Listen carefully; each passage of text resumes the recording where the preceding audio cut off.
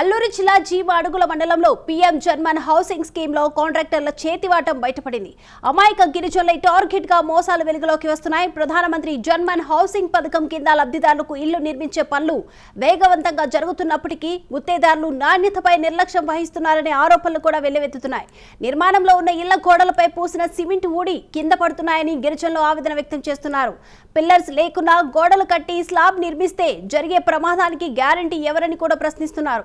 అల్లూరి సీతారామరాజు జిల్లా జీమాడుగుల మండలం సోలంబం పంచాయతీ అంబల పామిడిలో నాణ్యత లోపించిన ఘటన వెలుగులోకి వచ్చింది. తమను మోసం చేస్తున్నారని గిరిజనులు వాపోతున్నారు.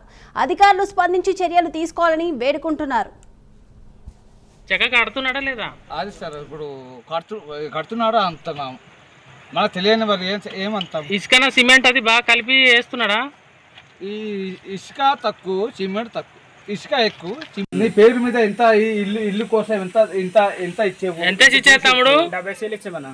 70,000 2 సార్లు ఇచ్చారా? ఒకసారి ఇచ్చాము. రెండోసారి ఎంత ఇచ్చారు? రెండుసారి అది మొత్తం రాసి ఇవ్వాలి. మన సార్ ఇంకా కొందరిది పడింది, కొందరిది పడలేదు.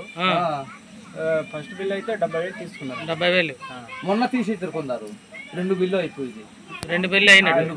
అయితే రెండో బిల్లు ఇది 80,000 పడింది అంటున్నారు. కొందరు తీసారు, కొందరికి పడలేదు. కొందరికి 1,00,000 దాటిపోయింది. 1,80,000 2 లక్షలు. మొత్తం ఎన్ని ఇల్లు శాంక్షన్ అయ్యాయి ఇక్కడ? మొత్తం 18 ఇలావనా? 18.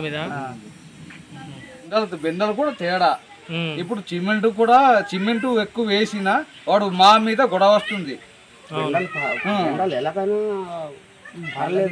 పర్వాలేదు, బెండలు కూడా ఒక్క రకం చేస్తే కదా 2 రకాలు చేస్తున్నాడు. చిన్న పెద్ద పచ్చిటికి వెళ్తేస్తున్నాడా?